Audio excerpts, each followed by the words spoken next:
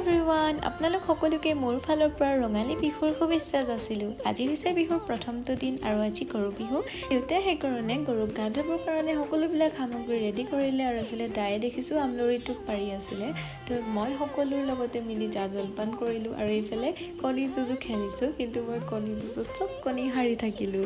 মায়ে মোক ক'লে যে বিহুৰ দিনা নতুন কাপোৰ পিন্ধিব লাগে, তো মই তেওঁৰ কথা শুনি অলপ সময়ৰ কাৰণে মোৰ মৰম লগা ফ্ৰকটোকে পিন্ধি ল'লোঁ। এতিয়া মই যাম ৰংঘৰলৈ আৰু খুৰীহঁতক মই সেইকাৰণে কাপোৰৰ জাপটো সৰু সৰুকৈ দি দিবৰ কাৰণে ক'লোঁ।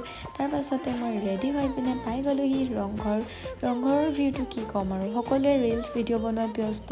ময়ো তাকে কৰিব গৈছোঁ, সেয়েহে ময়ো ভিডিঅ' বনালোঁ, ফটো উঠিলোঁ আৰু ৰংঘৰলৈ গৈ বিহু বতৰত এপাক নানাচিলেও ভাল নালাগে।